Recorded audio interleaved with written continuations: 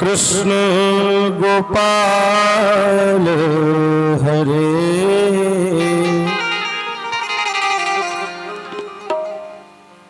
कृष्ण गोपाल हरे दीन दयाल हरे जय श्री कृष्ण गोपाल हरे दीन दयाल हरे कृष्ण गोपाल हरे दीन दयाल हरे कृष्ण गोपाल हरे दीन दयाल हरे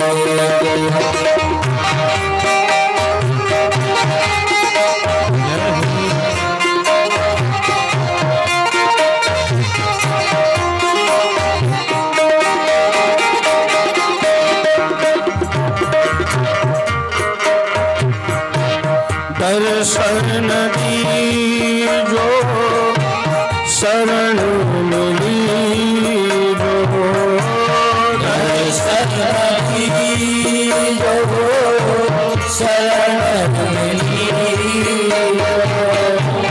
दर्शन दीजो शरण मिलीजो दर्शन दीजो शरण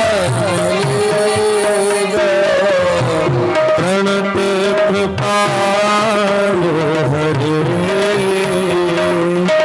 दीन दयाल हरे जय श्री कृष्ण गोपाल हरे दीन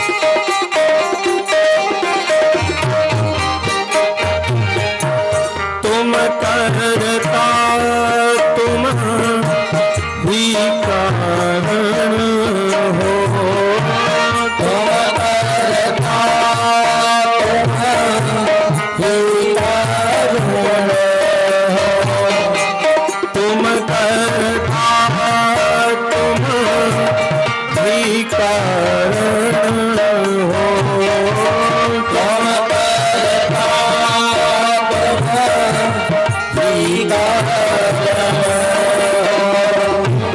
परम कृपाल हरे दीन दयाल हरे कृष्ण गोपाल हरे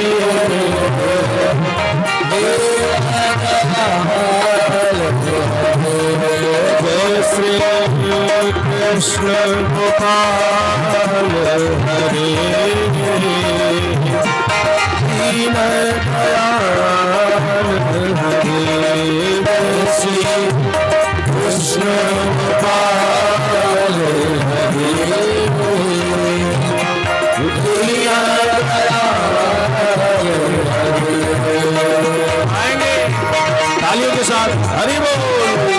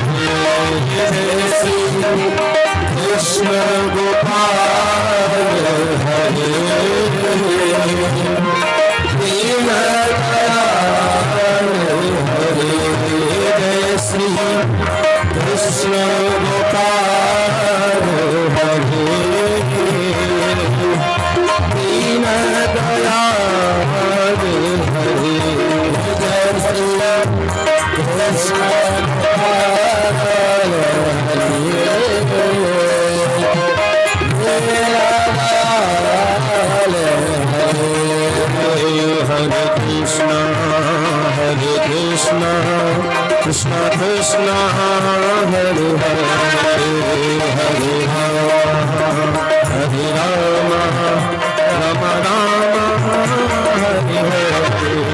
Hare Krishna Hare Krishna Krishna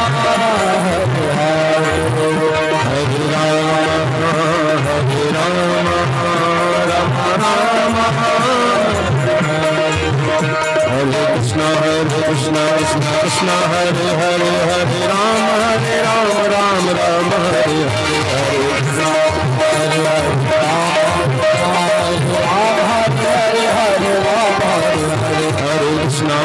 Krishna Krishna Krishna Hare Hare Hare Rama Rama Hare Hare Hare Krishna Hare Hare Hare Krishna Krishna Krishna Hare Hare Hare Rama Rama Rama Hare Hare Hare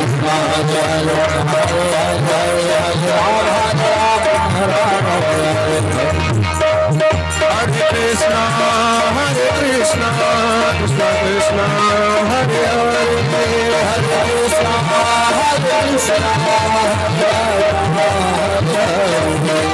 Krishna Hare Krishna Krishna Hare Hare Hare Rama Rama Hare Hare Krishna Hare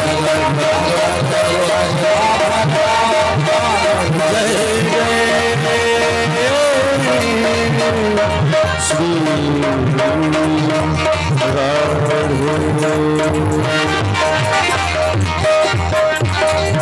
बोले राधे रानी की जय, बरसाने वारी की जय, गुरुदेव भगवान की जय, व्यास जी महाराज की जय हो।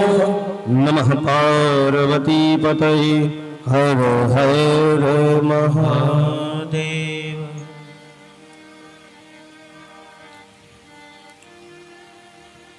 नैमिषे निमिष क्षेत्रे ऋषयः शौनकादयः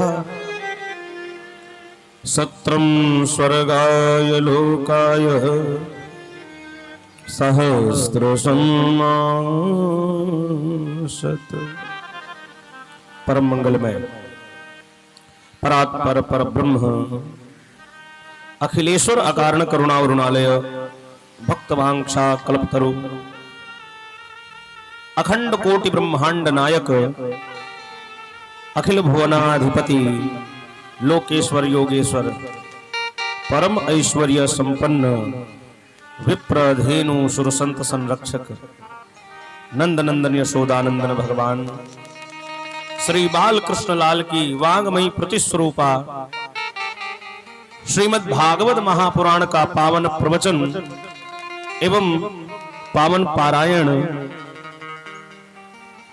गोरक्षपुर जनपद के आदर्श नगर में हमारे प्रिय यजमान शंकर जी श्रीवास्तव जी के घर पर विगत 4 दिनों से बड़े भाव से हम सभी लोग श्रीमद् भागवत कथा ज्ञान यज्ञ गंगा में गोता लगा रहे हैं। आज पंचम दिवस की सायंकालीन बेला में हम सभी लोग भगवान की मंगलमयी लालित्यमयी दिव्य कथा को श्रवण पान करने हेतु पुनः उपस्थित हुए हैं। तो निश्चित ही हम सभी बड़भागी हैं। भगवान की विशेष कृपा हम सभी लोगों के जीवन में हुई है, जिसके फलस्वरूप हम सभी लोगों को भगवान की मंगलमयी कथा श्रवण करने को मिल रही है। जन्मांतरे भवेत् पुण्यम तदा भागवतम लभे।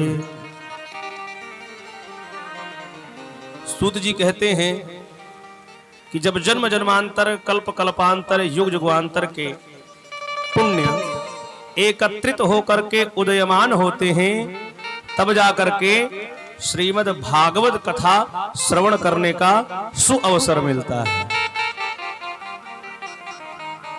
तो निश्चित ही हम सभी लोगों का आज भाग्य उदय हो गया, जिसके फलस्वरूप हम सभी लोग आज श्रीमद् भागवत की दिव्य कथा को सुन पा रहे हैं। भगवान की मंगलमयी चर्चा को हम सभी लोग सुन रहे हैं। इसका मतलब यही है कि आज हमारे पुण्य भाग्य के रूप में उदय हो गए। और कल की कथा में हम सभी लोगों ने देखा और सुना कि किस प्रकार भगवान श्री कृष्ण का जन्म होता है।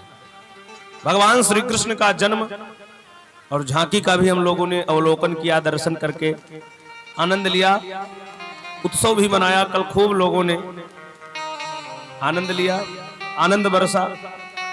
तो आज की कथा में हम सभी लोग भगवान की बाल लीलाओं का दर्शन करेंगे। ये भगवान की बाल लीलाएं कैसी हैं?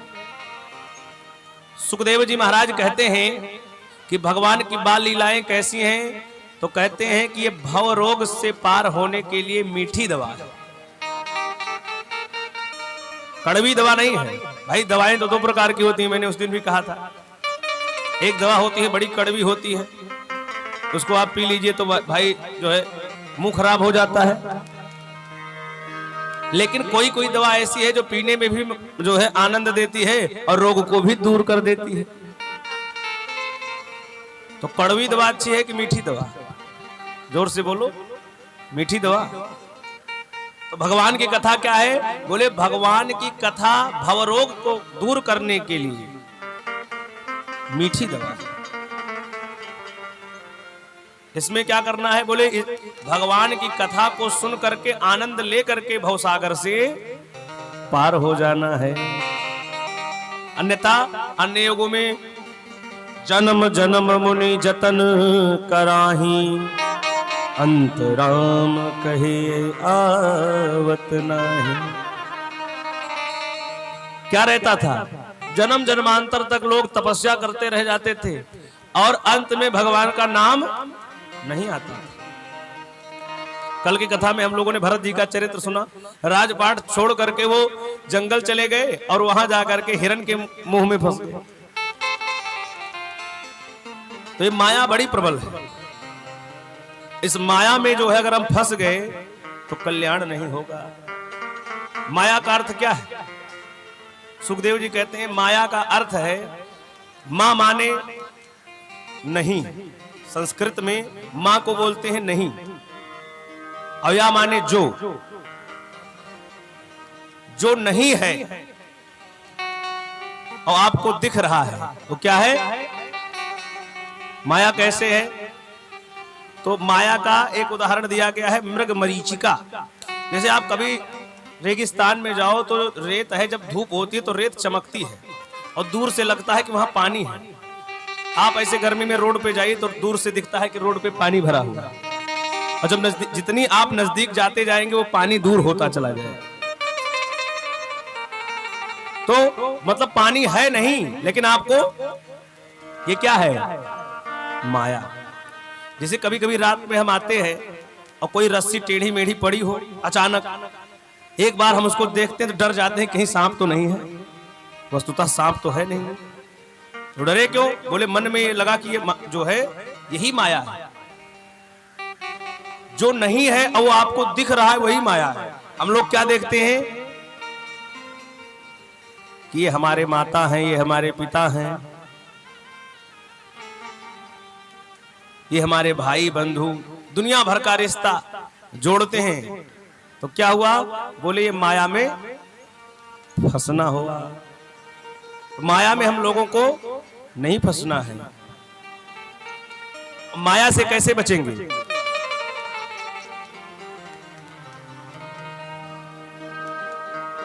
आप लोगों ने देखा होगा जो मदारी आते थे खेल दिखाने, देखा कि नहीं? वो भी क्या करते हैं? वो भी माया ही करते हैं। कभी आपको जो है अजगर दिखा देंगे। क्या करते हैं? आप लोगों ने देखा होगा जो मदारी आते हैं वो क्या करते हैं, अजगर दिखा देते हैं, कहीं सांप दिखा देते हैं, शेर दिखा देते हैं, लेकिन क्या वस्तुतः रहता है उसके पास? वो तो प्रकट कर देंगे, रुपए गड्डी गिरने लगेगी। और जो उनके पास इतने रुपया होता तो काहे वो इतना दिखा करके 2-2 रुपए मांगते? विचार करो। बोले क्या है? कहते हैं माया है नहीं, लेकिन आपको दिखा रहे हैं। लेकिन एक चीज बताएं, सब लोग तो देख रहे होते हैं कि सांप निकल गया, बिच्छू निकल गया, लेकिन जो मदारी का जमूरा होता है, बगल में बैठा रहता है, वो सब पता है कि ये जो है जितनी कलाकारी कर रहे हैं वस्तुतः जो है ये कुछ है नहीं, लोगों को तो बेवकूफ बना रहे हैं। लेकिन तो बोले क्या करना है? गोस्वामी तुलसीदास जी कहते हैं, नट कृत विकट कपट खगराया और नट सेव कहीं न व्यापहि माया। नट माने वही मदारी। वो मदारी सबको तो अपनी माया में फंसा लेता है, लेकिन उसका जो जमूरा, उसका जो सेवक है, वो उनकी सारी क्रियाओं को जानता है। तो माया से कैसे बचोगे? कहा माया से अगर बचना है तो जो माया में सबको नचा रहा है उसके सेवक बन जाओ। क्या बनना है? माया के पति का सेवक बन जाओ। और जब सेवक बन जाओगे तो उसकी माया आपको, इस संसार में 3 प्रकार के लोग हैं। एक है जो माया में नाच रहे हैं, जैसा माया करवा रही है वैसे वो कर रहे हैं, इन्हीं को कहा गया है जीवात्मा। माया में जो नाच रहे हैं वो कौन है? बोले वो जीवात्मा। और बोले जो माया में रहकर भी, माया उनको इस संसार में रहकर भी माया उनको प्रेरित नहीं कर पाती, बोले वो कौन है? तो कहा वो है महात्मा। 2 लोग हो गए। माया में जो निर्लिप्त है, माया जिनको नचा रही है वो जीवात्मा, और संसार में रहकर जो माया जिनको नहीं छू सकती वो कौन है? महात्मा। और बोले तीसरे कौन है? बोले जिनके इशारे पर माया चलती है वो कौन है? वो परमात्मा। बोलो कृष्ण कन्हैया लाल की जय। तो हम लोगों को क्या करना है? माया में नहीं फंसना है। साधक लोग इसीलिए समझाते हैं। एक साधक थे, वो कहते थे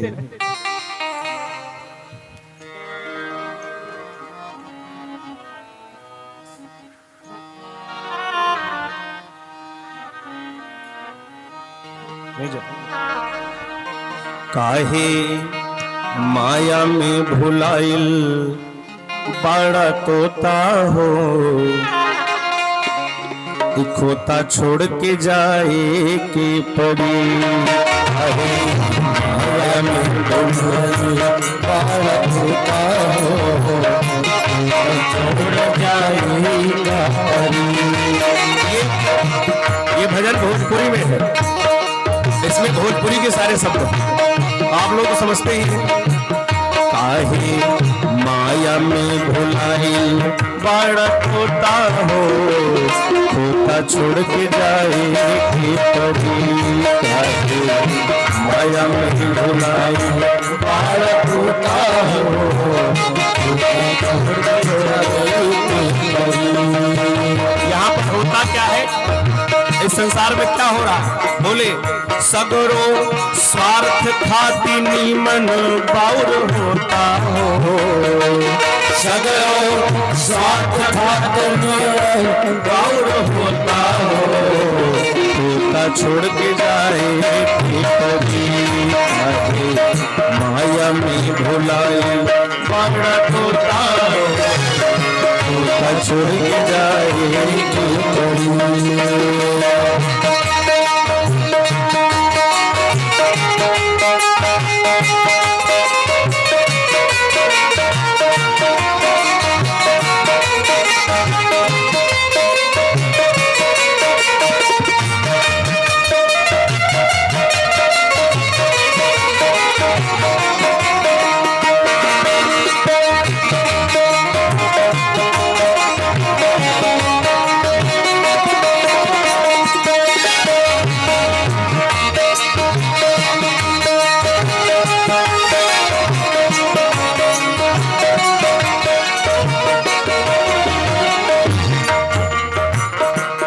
साधक कहता है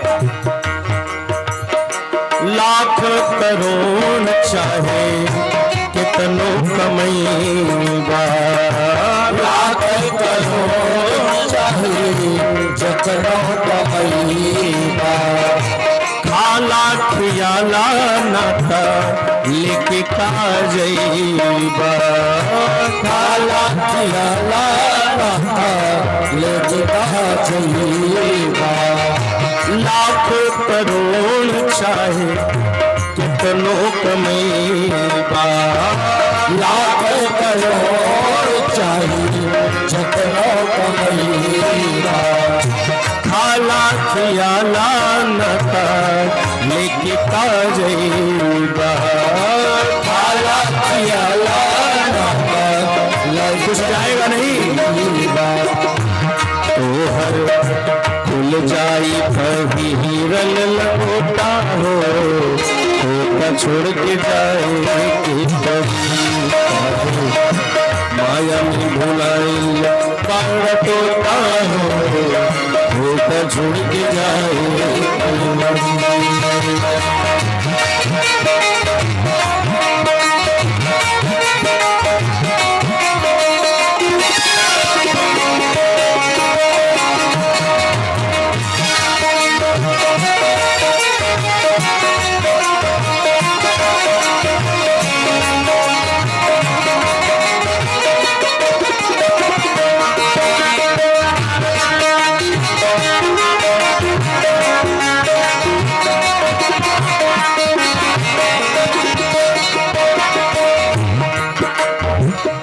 इसमें जो शब्द है सगरो स्वार्थ खाती नीमन बाउर होता हो, मतलब नीमन माने अच्छा और बाउर माने गड़बड़।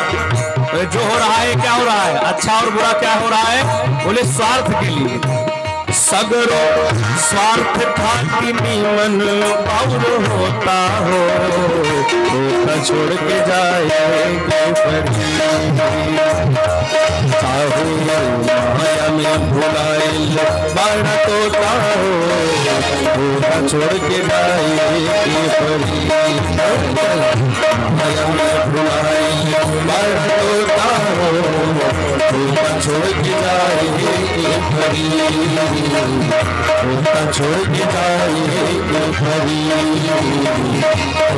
छोड़ के जाएंगे। बोले कृष्ण कन्हैया लाल की जय हो। साधक कहता है काहे माया में मुलाइल बाड़ा तोता हो, खोता छोड़ के जाए पर। खोता माने क्या होता है, पिंजरा।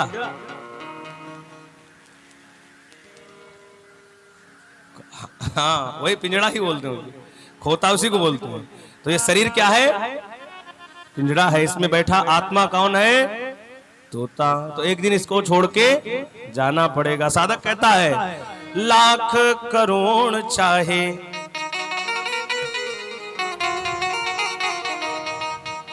लाख करोड़ चाहे कितनो कमैबा, अरे खाला खियाला नाता लेके का जईबा। और तोहर यहाँ पर बहुत जो है संत का भजन है ना, साधक का भजन है, तो इसलिए डांट करके कहा कि तोहर खुल जाई पहिरल लंगोटा हो,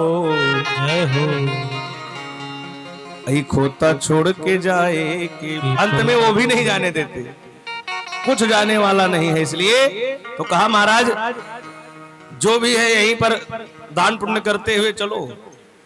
हमने उस दिन सुना था कि भाई मरने वाले का साथी कौन है, जो मरने वाले का अंत में गरुड़ पुराण पढ़िए तो उसमें प्रश्न है कि भाई मरने वाले का अंतिम साथी कौन है।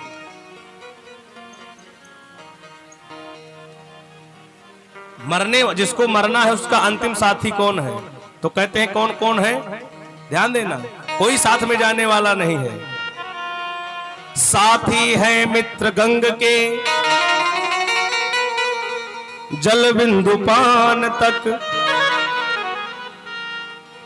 अर्धांगिनी बढ़ेगी केवल मकान तक, परिवार के सब लोग जाएंगे स्मशान तक, बेटा भी हक निभाएगा अग्निदान तक। जय हो। अब इसके आगे कोई जाने वाला नहीं है। इसके आगे क्या जाएगा? बोले इसके तो आगे भजन ही है साथी, और हरि के भजन बिन अकेला रहेगा। बोले साथी है मित्र गंग के जल बिंदु पान तक। उसके बाद अर्धांगिनी बढ़ेगी, पत्नी घर तक ही उसका साथ है, अर्थी बाहर निकली तो पत्नी भी आगे नहीं जाएगी।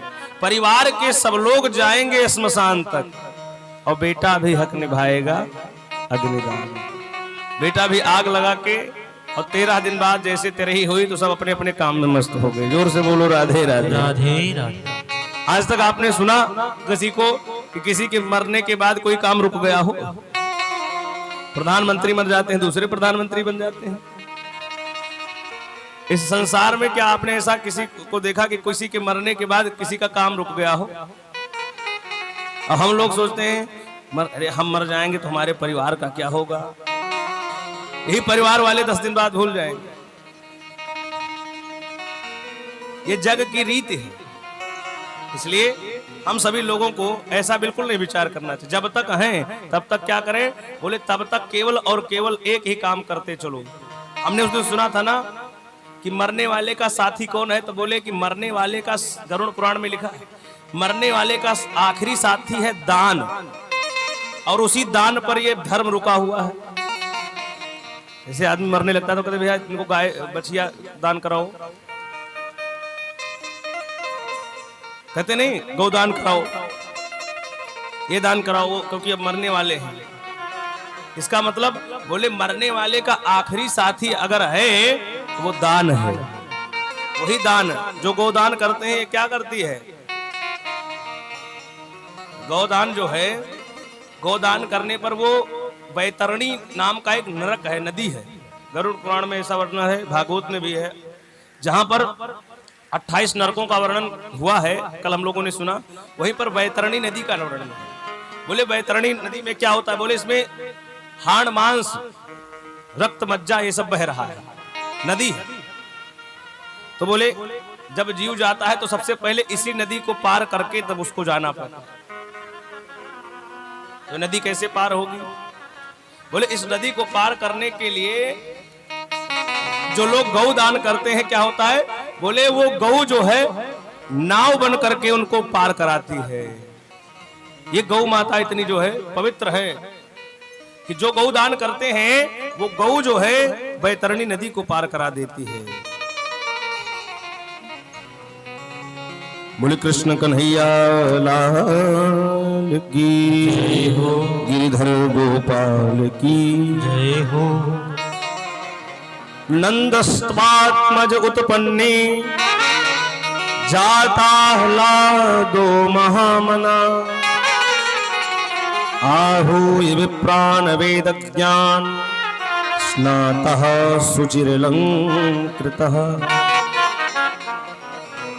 बोले बाल कृष्ण लाल की जय हो। तो कल की कथा में हम लोगों ने कितना आनंद लिया, आनंद आया कि नहीं? कल ऐसा लगा कि साक्षात परम पुरुष परमात्मा का प्रादुर्भाव हुआ, और सभी लोगों ने खूब बधाइयां दी और खूब सब आनंद लिए, नृत्य भी किया। तो कहते महाराज भगवान का जन्म कहां पर हुआ? जोर से बोलना, कहां पर हुआ? अरे जेल में तो हुआ सब, मथुरा में। जोर से बोलो राधे राधे। राधे। तो मथुरा में जन्म हुआ, लेकिन भगवान मथुरा में जन्म तो लिए लेकिन रहे नहीं वहां। अच्छा, इनकी लीलाएं बड़ी विचित्र है। भगवान श्री कृष्ण की लीलाएं इतनी विचित्र हैं कि इसका कोई जवाब नहीं। जीवन भर इन्होंने केवल विचित्र लीलाएं ही की, इसीलिए इनको कहा गया है लीलाधारी सरकार। बोले लीलाधारी सरकार की जय हो। इनकी अभी लीलाएं आप सुनेंगे तो आप लोग विस्मृत हो जाएंगे। अच्छा, भगवान श्री राम की लीलाएं कितनी सीधी हैं। और जितने भगवान श्री राम की लीलाएं सीधी हैं उतनी ही लीलाएं इनकी टेढ़ी हैं। और भगवान श्री राम के विपरीत लीलाएं किए।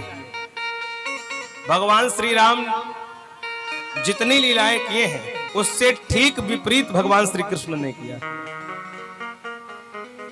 ये अद्भुत बात है। भगवान राम जन्म से ही ले लीजिए, इनका जन्म कब हुआ? शुक्ल पक्ष में दिन में 12 बजे, और इनका कृष्ण पक्ष में रात में 12 बजे। भगवान श्री राम कितने विवाह किए हैं? एक विवाह। एक पत्नी व्रतधारी है, पराई स्त्री को देखते नहीं। और भगवान श्री कृष्ण ने कितना विवाह किया? हाँ, हनुमान जी को पता है। तो भगवान श्री कृष्ण की जितनी लीलाएं वो क्या है? विपरीत है भगवान श्री राम से। और इनकी लीलाएं सबको समझ में नहीं आती हैं। भगवान श्री राम को तो एक बार सब कह देंगे कि अरे प्रभु, लेकिन इनकी लीलाओं में बड़ा जो है, अब इनकी लीलाएं बहुत सावधानी से सुननी चाहिए। इसीलिए भगवान श्री राम की लीलाओं को जो भगवान श्री राम ने किया है वो हम सभी लोगों को करना चाहिए। 2 शब्द में आप समझिए, भगवान श्री राम ने जो किया है उसको हमें करना चाहिए, और भगवान श्री कृष्ण ने जो कहा है उसको करना चाहिए। भगवान श्री कृष्ण ने जो किया है उसको नहीं करना है। भगवान श्री कृष्ण ने जो कहा है, गीता में जो उपदेश दिया है उसको करना है। उन्होंने जो किया, ये मत सोचो कि भगवान ने ये किया तो हम ये कर लें। भगवान की तुलना कभी कभी हम लोग करने लगते हैं। जो नशा करने वाले हैं, जो गांजा पीते हैं, उनसे जाकर के पूछो भैया काहे गांजा पीते हो, तो वो यही कहेंगे तो भोले बाबा प्रसाद है? इससे बढ़िया और क्या बात है? बाबा जी का बढ़िया, आओ थोड़ा प्रसाद ले लो। ऐसे ही बात करते हैं, है प्रसाद है आपके पास, वो नहीं कहेंगे कि गांजा है, क्योंकि बाबा का प्रसाद हो थोड़ा सा पिलाओ। भांग खाने वाले कहते हैं बाबा का जो है बूटी लाओ, तो बाबा गांजा पीते हैं। किसी शास्त्र में लिखे नहीं कि भगवान गांजा पीते हैं। ये सबसे विचित्र बात है।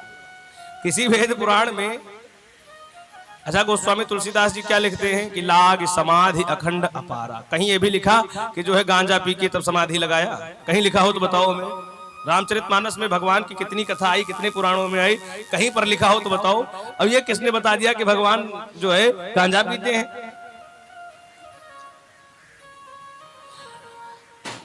भगवान शिव का एक संकल्प है। संकल्प क्या है? वो कहते हैं कि जो वस्तुएं किसी को नहीं चाहिए इस संसार में, जो वस्तु किसी को नहीं चाहिए, अगर तुम वो भी ला करके मेरे ऊपर चढ़ा दोगे तो मैं तुम्हारा कल्याण कर दूंगा। शिव जी की जितनी सरल पूजा है किसी की है वे नहीं। एक लोटा नहा करके 10 बाल्टी अपना नहाए और एक लोटा लेकर के भगवान को नहला दिए, हर हर बम बम कर दिए, तो भगवान ने कहा कि जय हो चेला कल्याण हो। अब बताओ, जो भांग का पेड़ लगा रहता है उसको कौन पूछता है? कहीं उसका कोई उपयोग है? कोई उपयोग हो तो बताओ। और 4 ठो धतूरा और 1 ठो भांग नोच के गए चढ़ाए और भगवान ने खूब आशीर्वाद दिया। भगवान उसको ग्रहण क्यों किए? भक्त ने प्रेम से उसको ग्रहण चढ़ा दिया, तो कहा कि चलो बेटा, अगर तुम्हें यही मिला चढ़ा दिए तो इसी से तुम्हारा कल्याण होगा।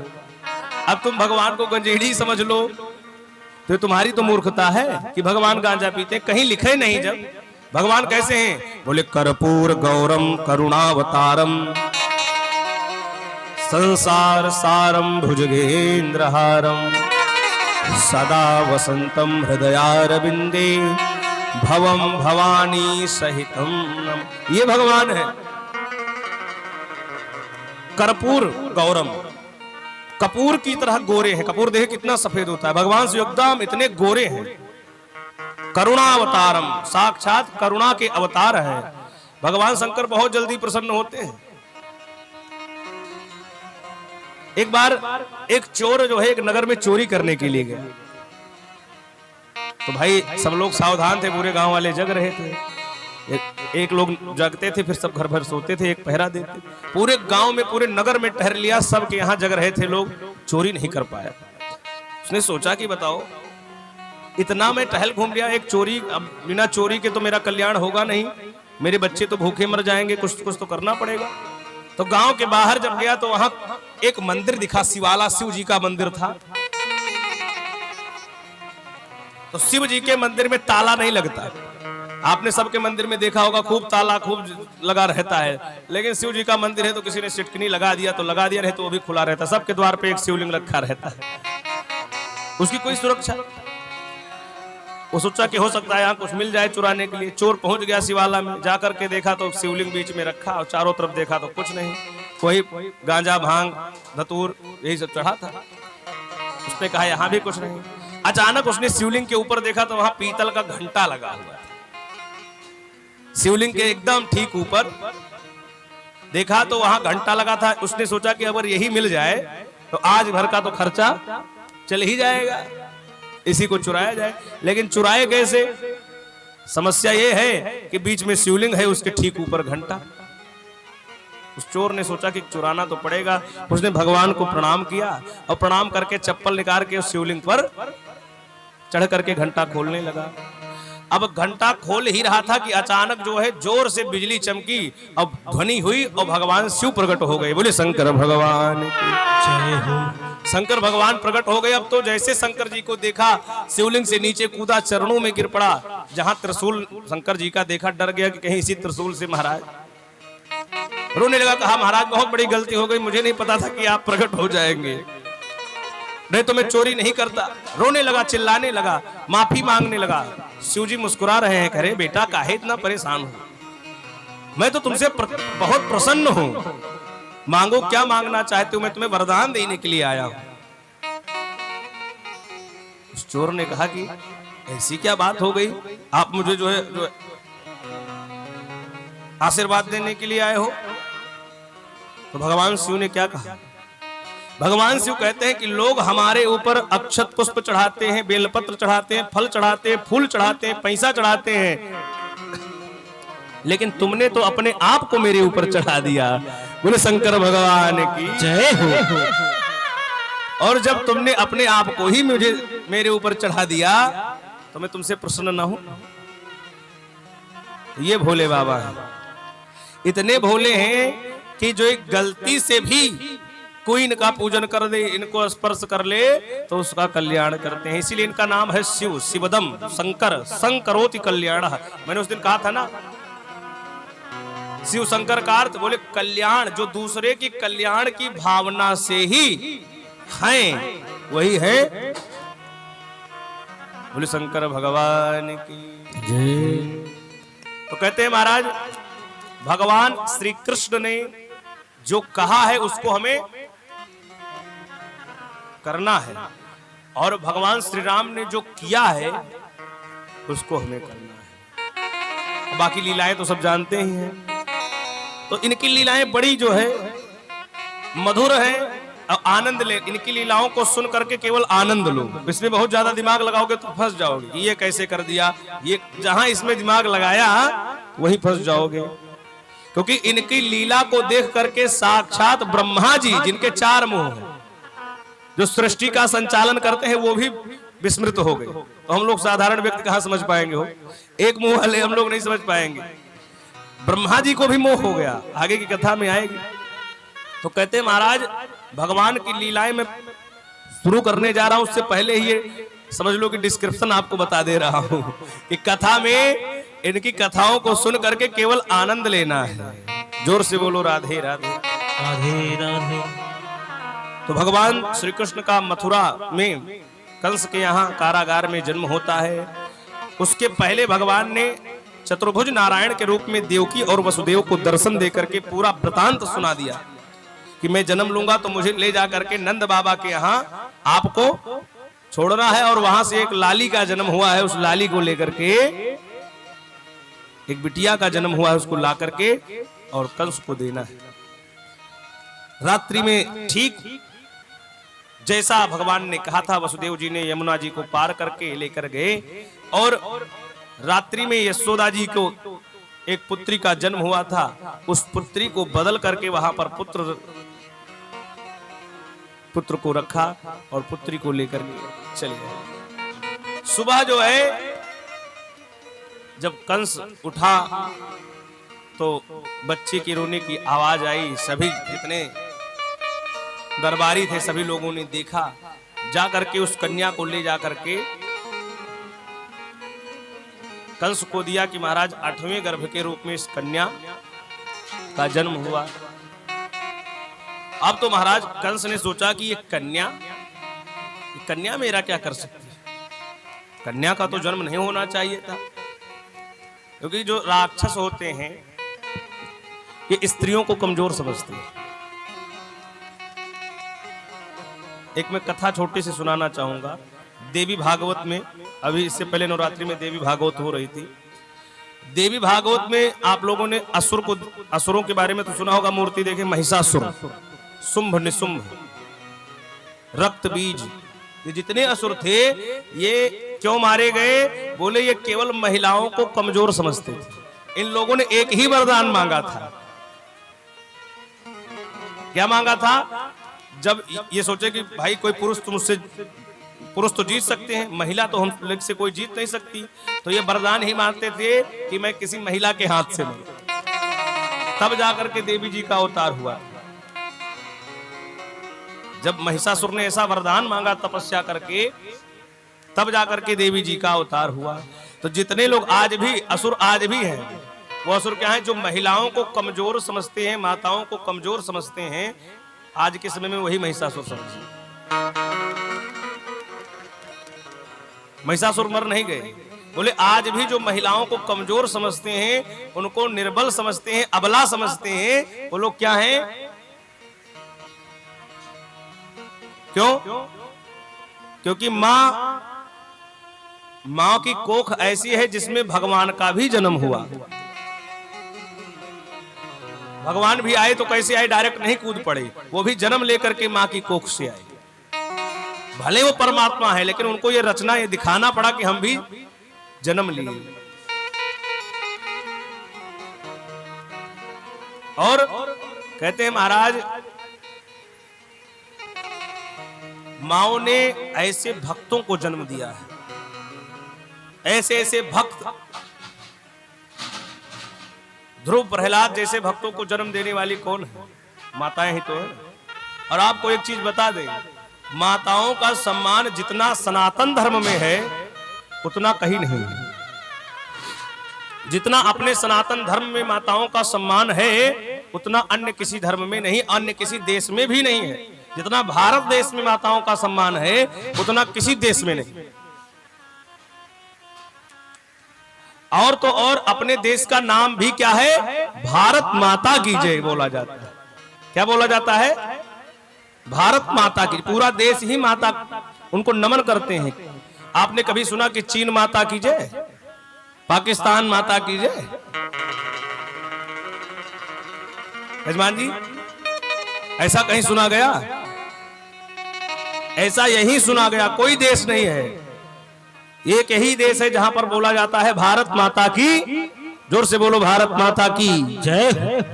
एक यही ऐसा देश है जहां पर भारत माता की जय बोला जाता है, जहां पर महिलाओं को सबसे पहले कहा गया।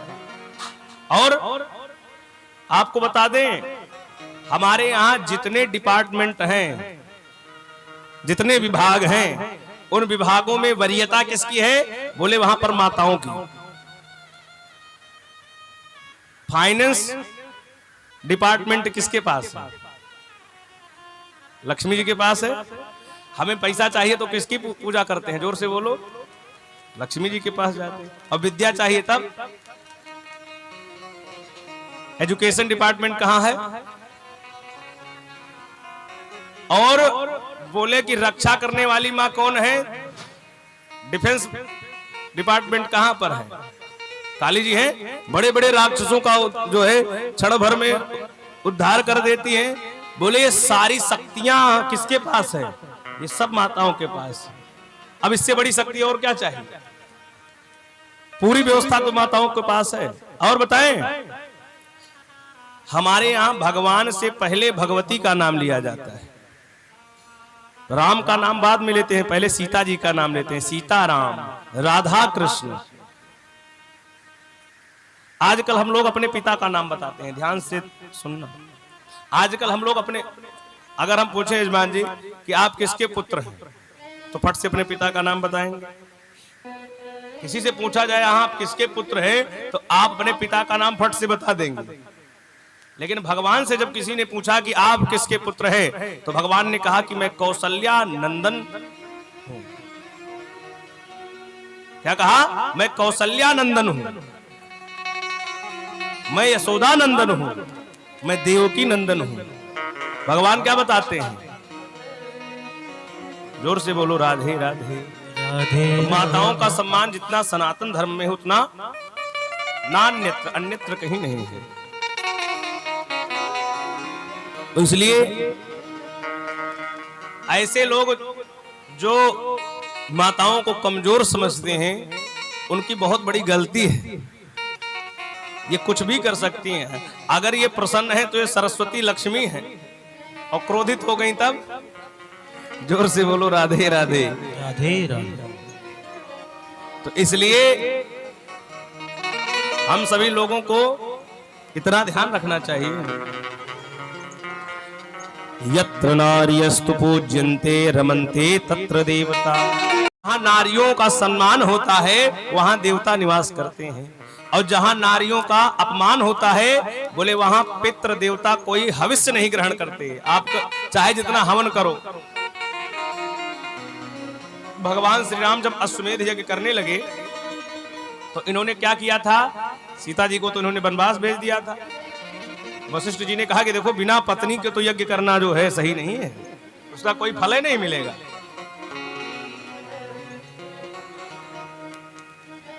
और सीता जी है नहीं, तब जा करके बोले, तब सीता जी के भार के बराबर एक सोने की सीता बनाई गई। और इसकी एक अंतर कथा आती है कि उस समय 16,100 कहते हैं 16,100 सोने की सीता बनाई गई थी। इतनी वेदियां बनी थी, इतने वेदियों पर 16,100 पर एक एक मूर्ति प्रतिष्ठित की गई है। उसमें प्राण प्रतिष्ठा करके और तब जाकर के यज्ञ हुआ था। तो जब यज्ञ संपन्न हो गया, तब प्राण प्रतिष्ठा जब हो जाती है मूर्ति में, तो कहते हैं कि प्राण आ गया। तो जब सीता जी की प्राण प्रतिष्ठा हो गई मूर्ति में, तो जब विसर्जन होने लगा तो सभी सीता जी की जो मूर्तियां हैं वो सब रोने लगी कि प्रभु अब हम कैसे आपको छोड़ के जाएं, विसर्जन नहीं होगा।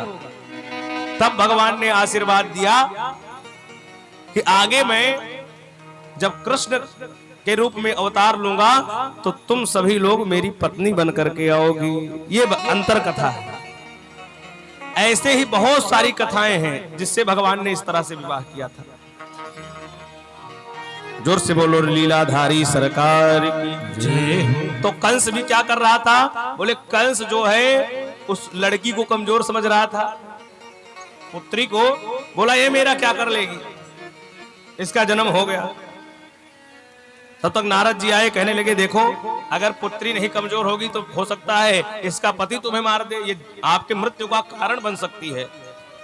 तब कंस ने विचार किया और उस पुत्री को मारने के लिए जब दौड़ा, कहते हैं हाथ में उठा करके जैसे पटकना चाहा, तब तक वो पुत्री जो थी वो हाथ से छूट गई और छूट करके आकाश में पहुंच गई और अष्टभुजी रूप में दुर्गा जी के रूप में प्रकट हो गई। बोले दुर्गा मैया की जय। नंद गोप गृहे जाता यशोदा गर्भ संभवा। दुर्गा जी कहां किसकी पुत्री हैं? बोले यशोदा जी की। नंद गोप गृहे जाता यशोदा गर्भ संभवा, दुर्गा सप्तशती का श्लोक। और अष्टभुजी दुर्गा के रूप में प्रकट हो जाती हैं। बोले दुर्गे मैया की जय। तो वही दुर्गा जी ने कहा कि तुमने जो मुझे मारने का प्रयास किया, मैं काल तुम्हारा नहीं हूं, तुम्हें मारने वाला तो जन्म कहीं और ले चुका है। ऐसा कह करके मैया अंतर्ध्यान हो गए। अब तो कंस ने सोचा कि ये आकाशवाणी ने हमारे साथ धोखा किया। जब उसका जन्म कहीं और हो गया है तो इसका मतलब मैंने अपनी बहन और अपने बहनोई के ऊपर बड़ा अत्याचार किया। इतने दिन तक कारागार में रखा, तो कारागार से माफी मांग करके और छोड़ दिया। और आपातकालीन बैठक बुलाई, कहा कि भाई इस कन्या ने कहा है कि मुझे मारने वाला जन्म ले चुका है, तो एक काम करो, आज से 1-2 महीने के अंतराल में जितने बच्चे उत्पन्न हुए हैं, पैदा हुए हैं, उन सबको मार दो, तो उसी में वो भी मारा जाएगा। ऐसा कह करके अघासुर, बकासुर, पूतना, तृणावर्त, सकटासुर, इन सभी राक्षसों को भेजा कि जाओ और सभी बच्चों को मार दो। अब हम चलते हैं नंद बाबा के यहाँ, जहां पर भगवान श्री कृष्ण हमारे जन्म लिए हैं। बोले कृष्ण कन्हैया लाल की। तो नंद बाबा कौन है जानते हैं? नंद किसी का नाम नहीं है, नंद एक पदवी है। नंदः प्रोक्ता सगोपालैर नवलक्ष गवाम पतिः उपनंदश्च कथितो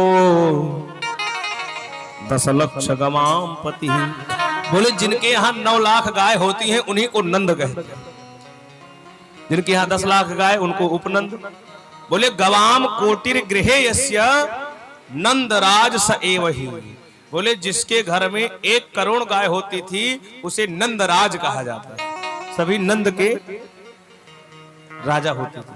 तो ये नंद कौन है? बोले इनके यहाँ 9 लाख गैया हैं, खूब माखन मिश्री हो रहा है। लेकिन नंद बाबा के यहाँ तो सब कुछ है, लेकिन नंद बाबा को बस पुत्र कोई नहीं हो रहा है, तो ये बड़े दुखी है। एक दिन संतों की टोली आई, संतों ने कहा कि भाई कुछ चकाचक व्यवस्था कराइए, दूध दही घी माखन। तो 9 लाख गैया, तो दूध दही खूब था। नंद बाबा ने संतों की बड़ी सेवा की, और जब संत जाने लगे तो नंद बाबा ने प्रणाम किया। संतों ने आशीर्वाद दिया कि पुत्रवान भव, जाओ तुम्हें बढ़िया सुंदर पुत्र की प्राप्ति हो। नंद बाबा ने कहा कि महाराज अब मैं 80 वर्ष का हो गया हूं, अब कौन सा पुत्र होगा? जब आज तक पुत्र नहीं हुआ, अब मैं 80 वर्ष का हो गया, तब अब कौन सा पुत्र होगा? लेकिन संतों ने कहा कि हमने तो आपको आशीर्वाद दे दिया है, अब आशीर्वाद तो व्यर्थ चला जाएगा। तो संतों ने कहा कि देखो तुमने इतना ही सेवा की है तो हम लोग प्रसन्न हैं, अब हम आपके लिए एक अनुष्ठान करेंगे, संतान गोपाल मंत्र का जप करेंगे। ये बड़ा अद्भुत मंत्र है। कहते हैं कि इस मंत्र का जप करने से जिनको कभी पुत्र नहीं प्राप्त होता है, अगर इस मंत्र का 1.25 लाख जप कर दिया जाए, दशांश हवन कर दिया जाए, तो पुत्र की प्राप्ति होती है। तो संतों ने क्या किया? बोले कि गांव के बाहर एक कुटिया बनाई और नंद बाबा के नाम से संकल्प करके और संतान गोपाल मंत्र का जप करने लगे। नंद बाबा भी चकाचक दूध दही घी मक्खन देकर के जो है भेजने लगे। कालांतर में ही संतों ने ऐसा अनुष्ठान किया कि साक्षात परम पुरुष परमात्मा भगवान श्री कृष्ण ही नंद बाबा को पुत्र सुख देने के लिए आ गए। बोले कृष्ण कन्हैया लाल की जय हो। नंद बाबा भी संतों के साथ जप कर रहे थे, तब तक उनकी बहन सुनंदा दौड़ करके आई नंद बाबा से, कहते हैं नंद बाबा बधाई हो, बहुत बड़ी खुशखबरी है। नंद बाबा ने कहा क्या है बहन, जल्दी बताओ। अब नंद बाबा को तो मन में सोच रहे हैं कि पुत्र हुआ है कि पुत्री हुई है, लाला हुआ है कि लाली हुई है, यही मन में सोच रहे हैं। धड़कने तेज है। अपनी बहन से कहा कि बहन बताओ क्या हुआ। तो बहन ने कहा कि ऐसे थोड़ी बताएंगे, पहले नेक चार दो तब तो बताएं। भाई बहनों का हक है। सुनंदा को तुरंत नंद बाबा ने अपनी तिजोरी की चाबी दे दी। कहा बहन तुझे जो मन कहे वो जा करके तिजोरी खोल के ले, लेकिन तू बता क्या हुआ। सुनंदा ने कहा कि बधाई हो, लाला भयो है। और तब जाकर के नंद बाबा के यहाँ बधाइयां बजती हैं। बोले नंद के लाला की जय हो। तो इस प्रकार से नंद बाबा के यहाँ खूब बधाई बजती है, नंदोत्सव मनता है। और नंद बाबा ने क्या किया? बोले नंदस्त्वात्मज उत्पन्नो जाता ह्लादो महामना आहूय विप्रान वेद ज्ञान स्नातः सुचिरलंकृतः। नंद बाबा के यहाँ जब पुत्र हुआ तो नंद बाबा ने क्या किया? बोले आहूय विप्रान वेद ज्ञान। ब्राह्मणों को बुलाया, आहूय विप्रान, पहले ब्राह्मणों को बुलाया और वेद का पाठ कराया, शांति का पाठ कराया। वाचयित्वा स्वस्तयनम जात कर्मात्मजस्य वै, क्या किया? जात कर्म संस्कार, जब पुत्र का जन्म हो जाता है तो पंडित जी को बुला करके जात कर्म संस्कार होता है। 16 प्रकार के संस्कार हैं, लेकिन आजकल कौन संस्कार कराता है? आजकल जब पुत्र होता है तब नौटंकी कराते हैं लोग, है? जोर से बोलो राधे राधे। राधे राधे। लेकिन क्या बोले, पुत्र हो तो पंडित जी को बुला करके जात कर्म संस्कार कराना चाहिए। गर्भाधान संस्कार से लेकर के अंतिम संस्कार तक 16 संस्कार है, लेकिन आजकल 2 ही संस्कार बचे हैं, एक जरूरी है और दूसरा मजबूरी, और नहीं तो ये भी नहीं होता। 2 संस्कार कौन है? बोले विवाह कर लो, बड़ी जरूरी है, विवाह कर लो, जरूरत है, जरूरी है, नहीं तो वंश कैसे आगे बढ़ेगा। और लास्ट वाला अंतिम संस्कार, अब वो मजबूरी है, ना करें तो सड़ने लगेगा, गंधाने लगेगा। तो कहा पहला जरूरी है और दूसरा, और जरूरी और मजबूरी में 2 संस्कार हो जाते हैं, बाकी जितने संस्कार हैं ये सब। तो कहा कि जब नंद बाबा के यहाँ पुत्र हुआ तो क्या कराए? बोले जात कर्मात्मजस्य वै, अपने आत्मज का, अपने पुत्र का जात कर्म संस्कार कराया। और सर्वस्व ने उछावर कर रहे हैं, गाय का दान कर रहे हैं, तिल का पहाड़ बनाया। आप लोगों ने पहाड़ दान होते हुए देखा है कि नहीं? ये भी एक दान है। बोले आदमी बैठ जाता है, फिर उसके सामने पहाड़ बनाया जाता है, उसका सर जहां तक ढक जाता है पहाड़ पर, उतना सामान रख करके फिर दान किया जाता है। तो बोले रत्न, तिल, इसका सब दान किया। नंद बाबा ने खूब धन धान्य संपन्न से खूब लुटाया, बड़े प्रसन्न हैं। तो नंदोत्सव चल रहा था, अचानक नंद बाबा को याद आया कि अब तो भाई इतना हम लोग बिजी हो गए, पुत्र हो गया और कंस राजा है, तो कंस को कर देना पड़ता है। पहले राजा को कर देना पड़ता था, टैक्स जैसे हम लोग देते हैं। आजकल तो बहुत सारे टैक्स लगने लगे, जीएसटी लगने लगा है। तो कहे पहले उस समय भी जो है टैक्स होता था, तो जिसके पास जो होता था वही देता था। जैसे अन्न हुआ तो अन्न दे दिया, किसके यहाँ दूध, दही, घी, मधु, ये सब तो दे दिया। तो नंद बाबा ने अपने छकड़े पर बढ़िया बैलगाड़ी पर सारा सामान लादा और ले जाकर के मथुरा जाने लगे कि भाई हम जा करके जो है कंस को कर दे करके आते हैं, और लोगों को रखवाली के लिए छोड़ा। लेकिन इतने में जब नंद बाबा चले गए तो वहीं पर पूतना नाम की राक्षसी भगवान को मारने के लिए आ गई। भगवान अभी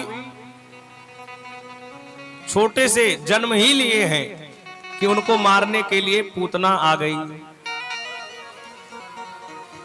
पूतना लोक बालघनी राक्षसी रुधिरासना। ये पूतना क्या है? बोले पूतना राक्षसी है, बकासुर की बहन है। क्या करती है? बोले रक्त पीती है, छोटे बच्चों को मार के खा जाती है, उनका खून पीती है। इसका बड़ा जो है, तो कहा क्या किया जाए? ये पूतना भगवान को मारने, सब बच्चों को मार रही है। यहाँ पर देखा कि उत्सव, जहां देखती है कि बच्चा पैदा हुआ है, नाच कूद रहे हैं, उत्सव मना रहे हैं, वहीं पहुंच जाती है। तो देखा कि यहाँ पर नंद बाबा के यहाँ बड़ा उत्सव चल रहा है, तब ये जाने लगी। तो उसने सोचा कि अगर ऐसे जाएंगे तो पूतना का शरीर 6 कोस का है, त्रिगव्यूति। एक गव्यूति का अर्थ होता है 2 कोस, और 3 गव्यूति की है तो माने 6 कोस की पूतना है। इतना विशाल शरीर ऐसे जाएगी तो लोग डर जाएंगे, नगर वाले पहले सावधान हो जाएंगे। तो इसने सोचा कि लाओ बढ़िया मेकअप करके तब जाए, लोग जान ना पाए, स्वरूप बना करके जाए। तो इसने बढ़िया तगड़ा जो है मेकअप किया, और खूब सुंदर जो है स्वर्ग की जैसे अप्सरा होती हैं वैसे तैयार होकर के पहुंचती है। अब तो गांव वालों ने देखा कि भाई ये कहां से आज बॉलीवुड की हीरोइन आ रही है भाई, है? हमारे गांव में तो ऐसी कोई जो है आज तक हम लोगों ने नहीं देखा, इतनी सुंदर स्त्री, और अपने गांव की तो नहीं लग रही है। लेकिन लोग डर रहे हैं पूछने से कि भाई एक तो इतनी सुंदर है, भी कुछ पूछ लें तो कहीं गुस्सा हो जाए, नाराज हो जाए। तो किसी ने नहीं पूछा, वो जो है सीधे नंद भवन में प्रवेश कर गई। लोगों ने सोचा हो सकता है यशोदा जी की कोई पुरानी सहेली हो और इतने वर्षों बाद पुत्र हुआ है तो बधाई देने आए हो, सभी लोग बधाई दे रहे हैं गांव के। वो चली गई। अब तो यशोदा जी पालने में भगवान को झुला रही थी। पूतना पहुंची, यशोदा जी से कहा कि बहन बधाई हो। यशोदा जी ने घूम करके देखा कि जान ना पहचान में तेरा मेहमान, ये कौन सी आ गई मेरी बहन। लेकिन सोचा कि अभी इनसे पूछूं कि कौन हो तुम, तब ये तो बुरा मान जाएंगे कि हम इनके यहाँ बधाई देने आए और ये पूछ रहे हैं कौन हो। और महिलाएं बहुत ज्यादा चर्चा नहीं करती। एक महिला दूसरी महिला से मिले तुरंत समझ लो कि 80 वर्ष पुराना इनका जो है संबंध है।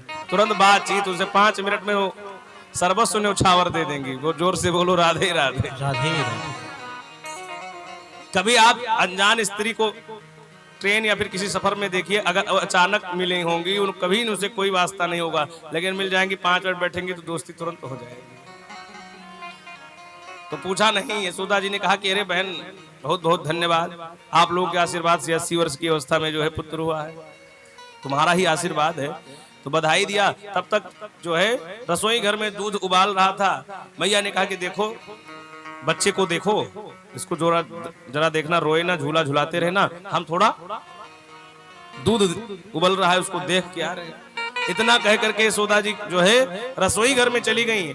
अब विचार करो, पूतना को ही भगवान को देखने के लिए सौंप दिया, मतलब बिल्ली को ही दूध की रखवाली करने के लिए छोड़ दिया।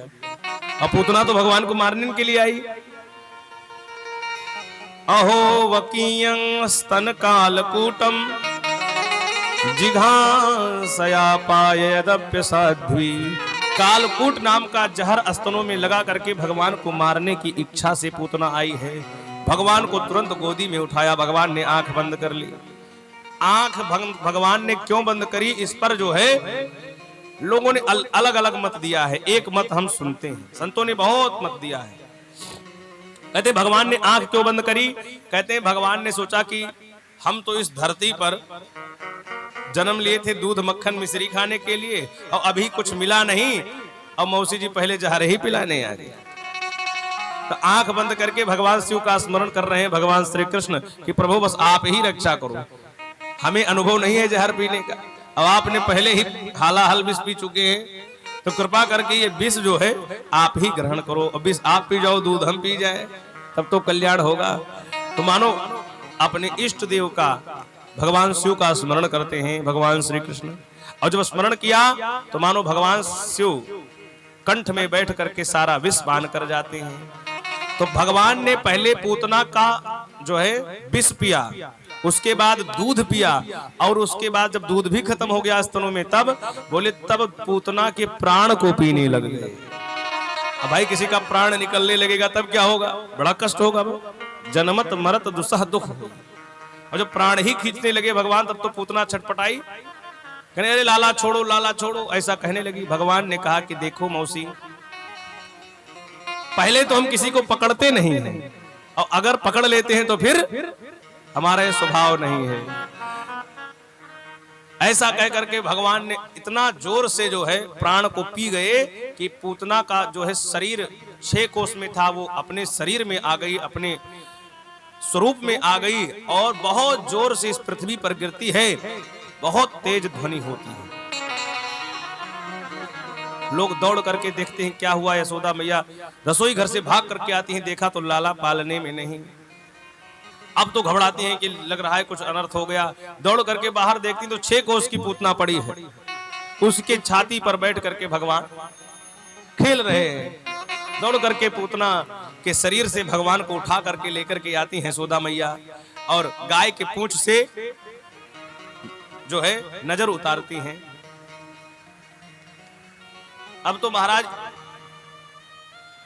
नंद बाबा जो वहां गए हैं, वहां पर वसुदेव जी मिल गए उनको मथुरा में। वसुदेव जी ने कहा कि मित्र तुम जल्दी घर जाओ, मुझे लग रहा है कि कुछ जो है तुम्हारे यहाँ समस्या उत्पन्न होने वाली है, क्योंकि उनको पता है कि मेरा पुत्र इनके यहाँ पर है और यहाँ घूम रहे हैं।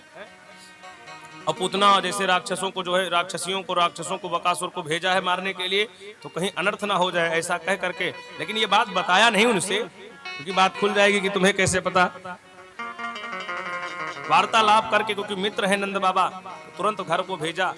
नंद बाबा आए तो देखा पूतना तो घबराए, गांव वालों को बुलाया। अब उसका अंतिम संस्कार कैसे करें भाई, 6 कोस की पूतना, उसका संस्कार भी तो होना चाहिए। तब लोगों ने कुल्हाड़ी से उसके अंग प्रत्यंग को काट करके एक गड्ढे में डाला और कई पेड़ पौधों को काट करके उसी गड्ढे में आग लगा दी। और जब आग लगा दी तो कहते हैं कि जैसे धूप जलाया जाता है, धूप जलाने के बाद जो है सुगंध निकलती है, जब पूतना को जलाया गया तो ऐसे ही दिव्य सुगंध निकलने लगी। परीक्षित जी ने सुखदेव जी से कहा कि महाराज ये आप क्या कह रहे हैं, एक राक्षसी मरने के बाद जब उसको जलाया गया तो सुगंध निकलने लगी, ये तो बात समझ में नहीं आई। इतनी भयानक राक्षसी, उसके लिए तो दुर्गंध निकलनी चाहिए जो भगवान को मारने के लिए गई। लेकिन सुखदेव जी कहते हैं, गई मारन पूतना कुछ काल कोट लगाय, मातों की गति ताहि दीनी कृपालु जादव राय। भगवान ने क्या किया, बोले भगवान को तो पूतना मारने की इच्छा से गई थी, पूतना भगवान को मारने की इच्छा से गई थी, लेकिन भगवान ने क्या किया, कहा कि भाई पूतना भले हमें मारने आई है, लेकिन काम तो इसने मेरी मैया वाला किया है। जैसे मेरी मैया गोदी में उठाकर दूध पिलाती है, तो इसने भी काम तो यही किया है। तो कहते हैं मातु की गति ताहि दीनी, माँ की गति प्रदान कर, लेभे गतिम धात्रयुचिताम ततोन्यम। क्या किया, बोले जो यशोदा जी को गति मिलनी थी वो पहले पूतना को मिल गई। पूतना, पूतना शब्द का अर्थ क्या है, पूतना, पूत माने क्या होता है, पुत्र। अब पूत माने होता है पवित्र, ये न पूता, पूत माने होता है, तो पूत माने पवित्र और पुत्र, और पूत ना माने जिसका पुत्र ना हो अथवा जो पवित्र ना हो। तो ना इसके पूत ही है और ना ये पवित्र ही है। कैसे पवित्र ये नहीं है, क्यों, क्योंकि ना इसका आहार सही है, ना विचार सही है और ना व्यवहार सही है। आहार क्या है, बोले रुधिरासना, खून पीती है, आहार भाई खून पीना अच्छी बात है। और विचार, बोले विचार तो भगवान को मारने का है, ये भी अशुद्ध है। और व्यवहार, बोले कपट का भेष बना करके व्यवहार की है, तो इसका व्यवहार भी शुद्ध नहीं है। तो न आहार सही, न विचार सही, न व्यवहार सही, तो इसका कल्याण कैसे हुआ। तब कहते हैं जो पूतना थी ताहि पूत बन पूत कियो, मतलब जो पूतना थी, मतलब जो पवित्र नहीं थी अथवा जिसके पुत्र नहीं था, तो भगवान क्या किए, भगवान उसके पुत्र बन गए। तो इसीलिए वो पुत्रवती भी हो गई, और भगवान जिसके पुत्र बन जाए वो पवित्र नहीं होगा, वो तो परम पवित्र हो जाएगा। तो भगवान पूतना के पुत्र बन करके पूतना को परम पवित्र कर दिया, इसलिए पूतना का कल्याण हो गया। लेभे गतिम धात्र्युचिताम ततोन्यम कमवा दयालुम शरणम व्रजेम। इस प्रकार से पूतना का उद्धार। और सुखदेव जी ने पूतना के लिए बड़ा दिव्य शब्द का जो है चयन किया। ये नहीं कहा कि पूतना मरण, ये भी नहीं कहा कि पूतना वध, क्या कहा, सुखदेव जी लिखते हैं या एतत् पूतना मोक्षम कृष्णस्यार्भकमद्भुतम् श्रवणाद श्रद्धया मर्त्यो गोविंदे लभते गतिम्। बोले ये पूतना मोक्ष की कथा को जो सुनता है उसे भगवान से प्रेम हो जाता है। बोले कृष्ण कन्हैया लाल की जय। ऐसे दयालु हैं, ऐसे दयालु के शरण में कौन नहीं जाना चाहेगा। सांवरिए तेरा मुझको हो, सांवरिए तेरा मुझको दीदार हो जाए, दीदार हो जाए। उजड़ा चमन फिर से मेरा उधार हो जाए, उजड़ा चमन फिर से मेरा उधार हो जाए। सांवरिए तेरा मुझको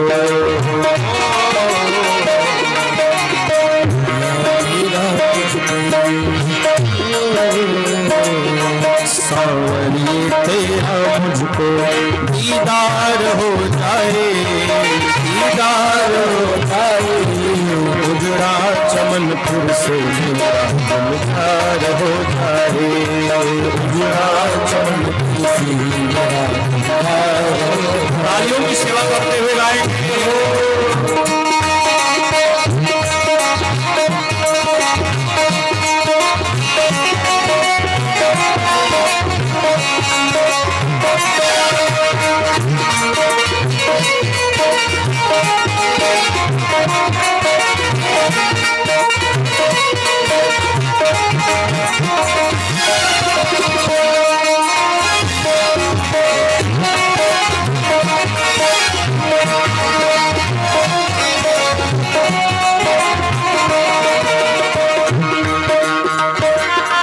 कैसे चलेगी मोहन मझधार में नैया, मझधार में नैया।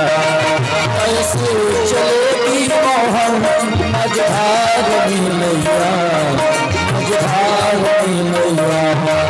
कैसे चलेगी मोहन मझधार में नैया, मझधार में नैया। कैसे चलेगी मोहन मझधार में नैया, मझधार में नैया। हो जाए एक इशारा, हो जाए एक इशारा। अब पार हो जाए, अब पार हो जाए।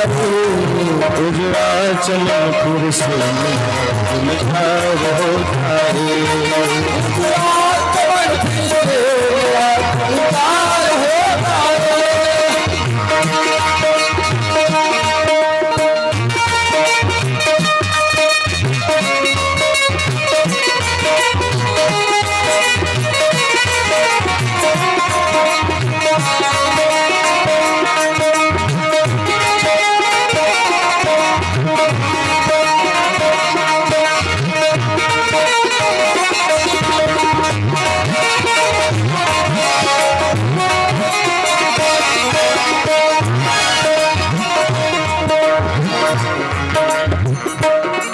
ख्वाहिश मेरे जीवन की, ख्वाहिश मेरे जीवन की ज्यादा बड़ी नहीं है, ज्यादा बड़ी नहीं है। ख्वाहिश मेरे जीवन की ज्यादा बड़ी नहीं है, ज्यादा बड़ी नहीं है। ख्वाहिश मेरे जीवन की ज्यादा बड़ी नहीं है, ज्यादा बड़ी नहीं है।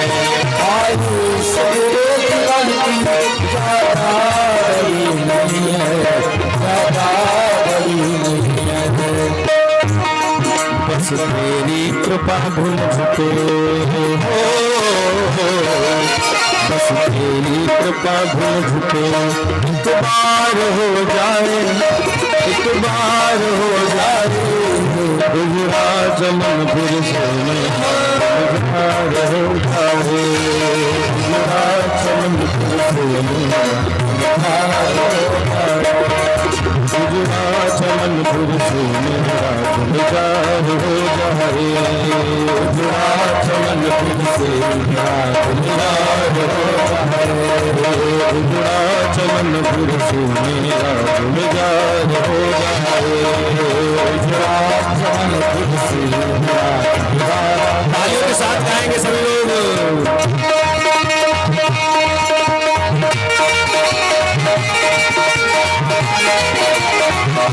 जय हो।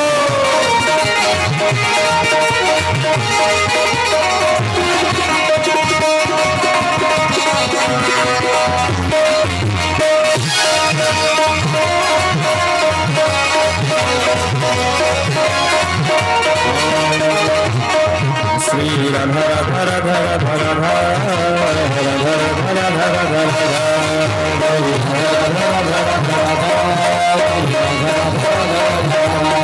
दोनों हाथ एक बार आज सभी लोग दोनों हाथ ऊपर उठाकर तालियों के साथ गाएंगे। श्री राधा राधा राधा राधा राधा राधा राधा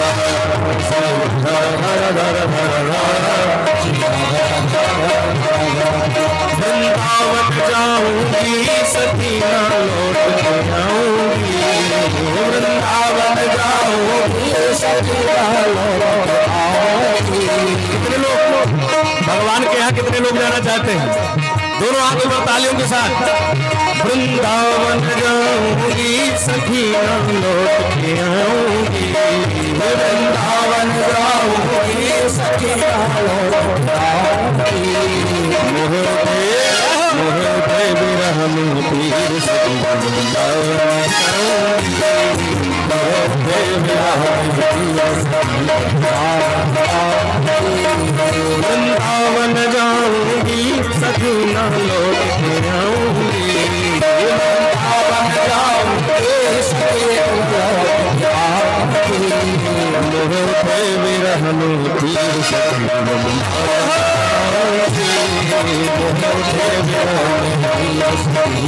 गाएंगे हरिओम।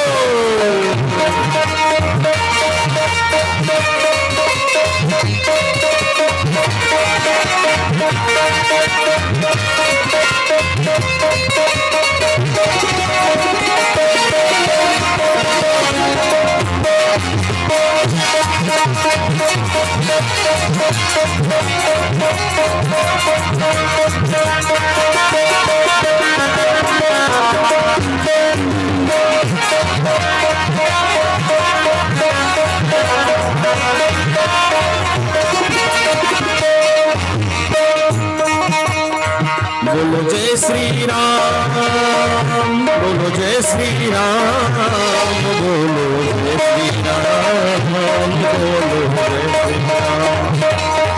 जय श्री राम, बोलो जय श्री राम, बोलो जय श्री राम,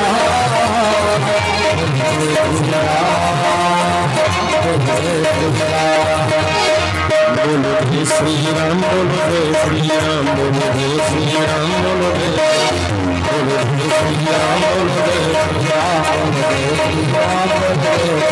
बोलो जय श्री राम, बोलो जय श्री राम, बोलो जय श्री राम, बोलो जय श्री राम, बोलो जय श्री राम, बोलो जय श्री राम, बोलो जय श्री राम, बोलो जय श्री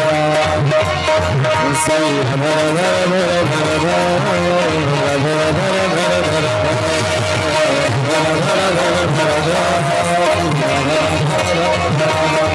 श्री राधा राधा राधा राधा श्री राधा राधा राधा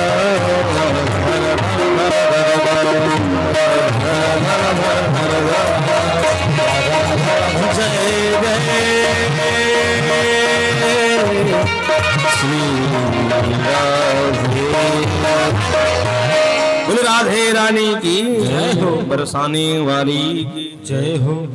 तो जो पूतना भगवान को मारने के लिए गई, भगवान ने उसे तार दिया। तो ऐसे भगवान की शरण में कौन नहीं जाना चाहेगा? वो अभागा ही होगा जो ना जाना चाहे। तो कहते हैं कि भगवान ने आज 6 दिन के हैं भगवान, और 6 दिन में ही एक राक्षसी का उद्धार कर दिया। भगवान जन्म लेते ही राक्षसों को मारना प्रारंभ कर देते हैं। अभी उत्सव मनाया जा रहा है। तो कहा महाराज पूतना को मार करके भगवान ने उसका उद्धार किया। आगे भगवान श्री कृष्ण 1 वर्ष के जब होते हैं तो गर्गाचार्य जी महाराज ये यदुवंशियों के पुरोहित हैं। तो कहते हैं महाराज ये पुरोहित तो यदुवंश के हैं, लेकिन नंद बाबा के यहाँ इनको जो है नामकरण करना था। वसुदेव जी ने कहा कि जाओ भेजो, जाओ। वसुदेव जी ने इनको भेजा कि जाओ मेरा पुत्र वहां है और गुप्त रूप से उसका नामकरण करके आओ। लेकिन गर्गाचार्य जी ने सोचा कि अगर मैं जाता हूं नामकरण करता हूं तो कंस को पता चलेगा कि बताओ मेरे कुल पुरोहित वहां क्यों क्या करने गए। और जब मेरे कुल पुरोहित हो करके और ये नामकरण वहां कर रहे हैं, इसका मतलब कुछ दाल में काला है, चोरी पकड़ जाएगी और भेद खुल जाएगा कि वसुदेव के पुत्र ये हैं। तो चुपके से एक दिन जो है गर्गाचार्य जी महाराज पहुंचे नंद बाबा के यहाँ। नंद बाबा ने खूब आतिथ्य सत्कार किया। गर्गाचार्य जी ने कहा कि ये दोनों पुत्र कौन है, वो तो जानते ही कौन है।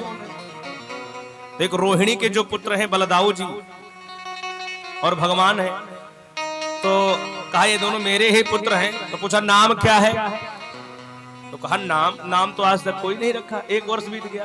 कोई लल्ला कहता है, कोई भैया कहता है, कोई बाबू कहता है। तब उनको याद आया कि नाम तो कोई रखा ही नहीं प्यार में। तो कहा नाम तो इनका भी तो कोई है नहीं। गर्गाचार्य जी ने कहा कि बताओ इतना दिन हो गया तुमने नाम ही नहीं किया, तो नामकरण करो। तो नंद बाबा ने कहा कि आप ही नामकरण कर दीजिए। तो गर्गाचार्य जी ने कहा कि ऐसा है कि यहां पर मैं नहीं कर सकता हूं। तो पीछे ले जाकर के गौशाला में भगवान श्री कृष्ण और बलराम जी का नामकरण किया। नाम क्या रखा दोनों बालकों का, तो जब पहले देखा रोहिणी जी के पुत्र को तो कहा ये इनका नाम होगा राम, ये ज्येष्ठ है, इनके पास बहुत बल होगा, इनके बराबर कोई बलशाली नहीं होगा, इसीलिए इनका नाम पड़ेगा बलराम। भगवान श्री कृष्ण का दर्शन किया तो समाधि लग गई। इसमें नामकरण में भी बहुत भाव है, अनेकों भाव है संतों के। तो जब समाधि लग गई, यशोदा जी ने कहा कि बाबा अरे छोटे बच्चे का भी नाम तो बताओ। गर्गाचार्य जी कहते हैं कि देखो इसका एक नाम हो तो बताएं, इसकी तो सहस्त्र नामावलियां हैं, हजारों नाम, हजारों क्या करोड़ों नाम, दुनिया में जितना नाम है सब उन्हीं का है।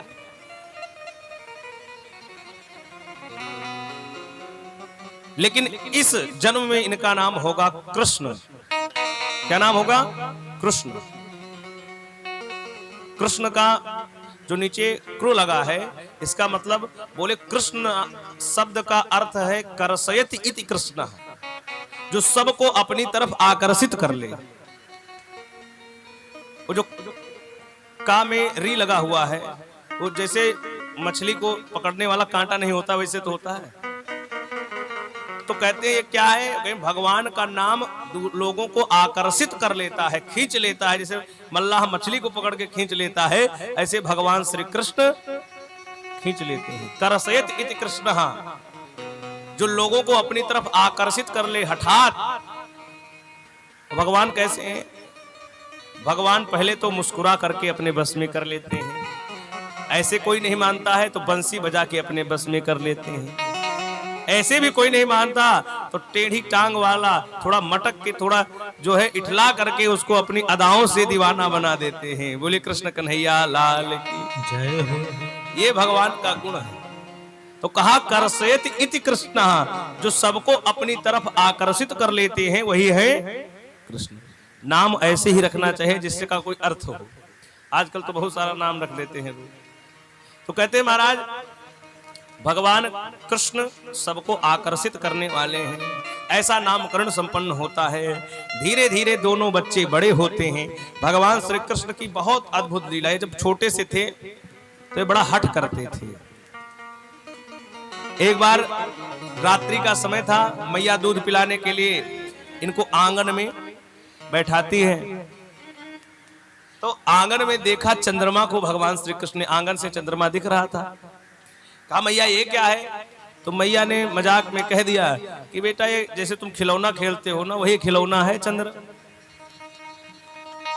तो भगवान ने कहा जब ये खिलौना है तो मेरे पास नहीं है, ऐसा खिलौना जब ये खिलौना है तब इसको तो मुझे चाहिए, अभी मेरे पास नहीं है। और मैया से कहा कि मैया ये खिलौना मुझे चाहिए। सूरदास जी लिखते हैं चंद्र खिलौना ले होरी मैया, चंद्र खिलौना ले हो। सूरदास जी के शब्दों में सूरदास जी लिखते हैं कि भगवान कैसा हट कर रहे हैं भगवान मैया यशोदा से कहते हैं मैया मुझे तो यही चंद्र खिलौना ला करके दो। चंद्र खिलौना ले हो रे मैया, चंद्र खिलौना ले हो। मैया ने कहा कि ये खिलौना तो मेरे बस में नहीं, मैं नहीं ला सकती। तो भगवान कहते हैं अगर खिलौना ला करके नहीं दिया तब तो बड़ी समस्या हो जाएगी। मैया ने कहा क्या करोगे? भगवान कहते हैं जय हो लोट अभय अवनी पर, जय हो लोट अभय अवनी पर, गोद तेरी नाए हो,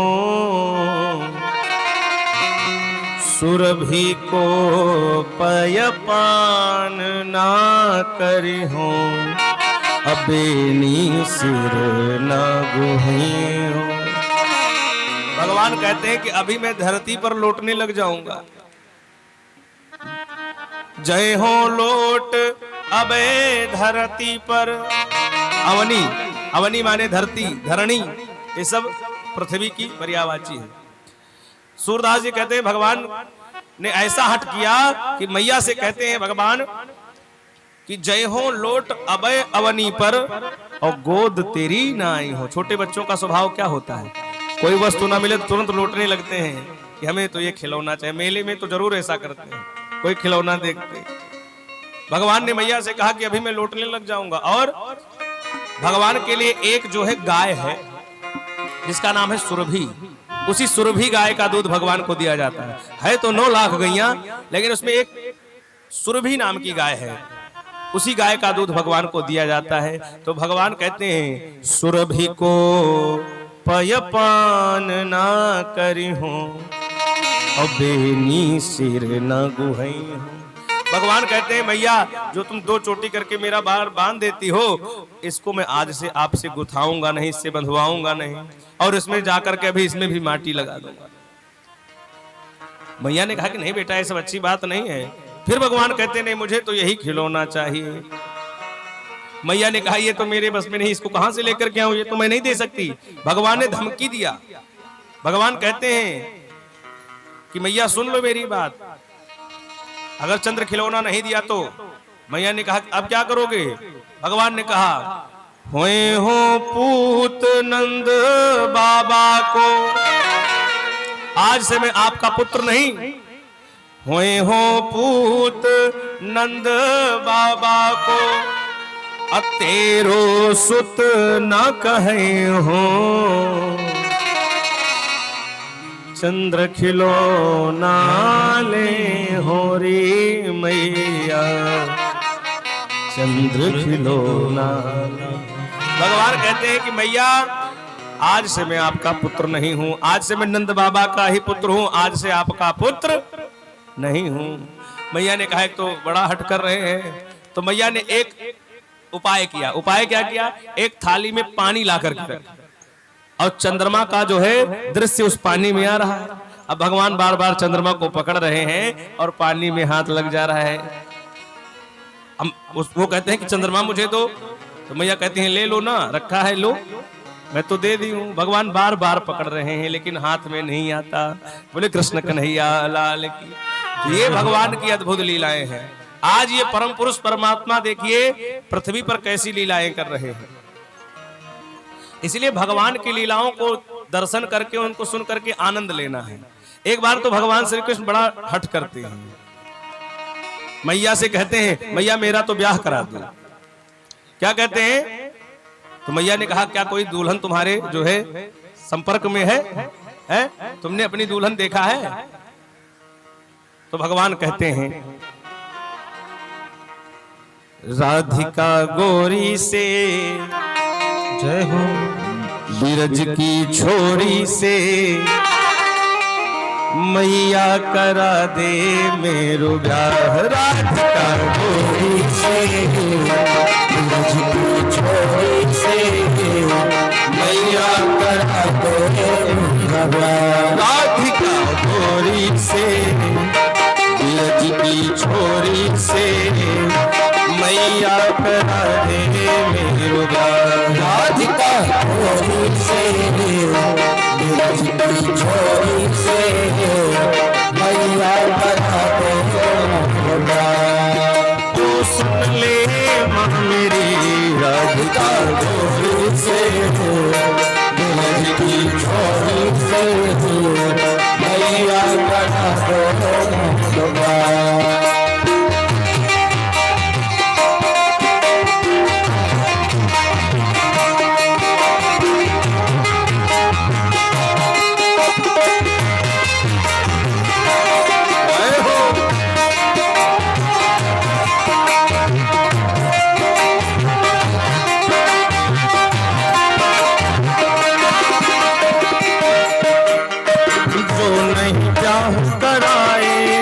तेरी दैया नाही चराऊं, जो नहीं ब्याह कराए तेरी मैया नाही चराऊं। आज के बाद मैया तेरी पहली बेटा, आज के बाद मैया तेरी पहली बेटा। आएगा रे मजा जीत हार का रात का छोरी से दिलज की छोरी से मैया करा दे मेरा नजर होती है कैसे करा दूं। रात का छोरी से दिलज की छोरी से मैया करा दे मेरा।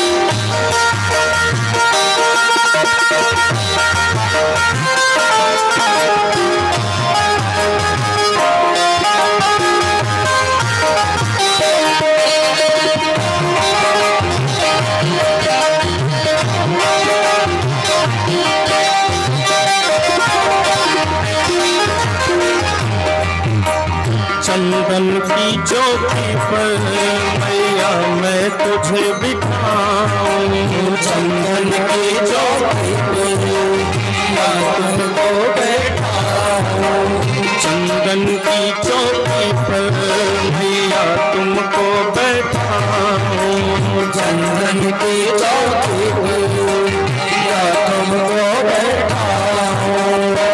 मेरा घासी में चरण तेरे दबाऊं, मेरा हासे मैं चरण तेरे दबाऊं। भोजन में बनवाऊंगा 56 प्रकार का रात का छोरी से दिलज की छोरी से मैया करा दे।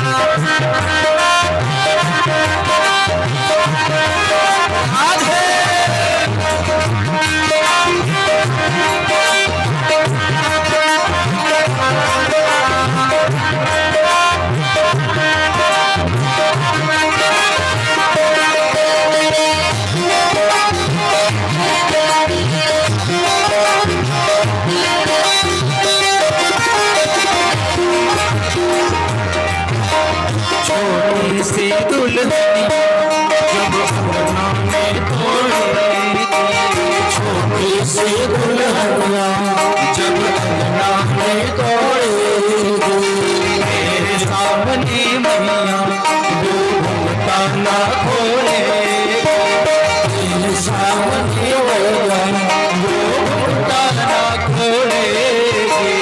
आओ से कहो बैठेंगे द्वार आज का गोरी से दिलज की छोरी से मैया करा दे मेरा। आज का गोरी से दिलज की छोरी से मैया करा दे मेरा। उम्र बड़ी छोटी है नजर तेरी छोटी है, कैसे करा दूं मेरा राधिका छोरी से दिलज की छोरी से मैया करा दे मेरा, मैया करा दे मेरा, मैया करा दे मेरा। बोल लीलाधारी सरकार की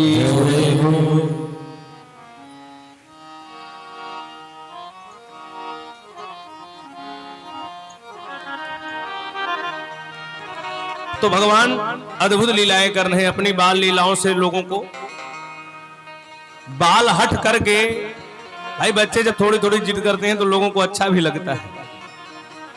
सुन बालक की तोतरी बाता, बच्चों की तोतली भाषा सुन करके माता पिता को बहुत आनंद आता है। और कहते हैं महाराज भगवान कैसे हैं, भगवान की छवि देखते हैं हम लोग कि भगवान की छवि कैसे, भगवान की छवि बहुत अद्भुत है।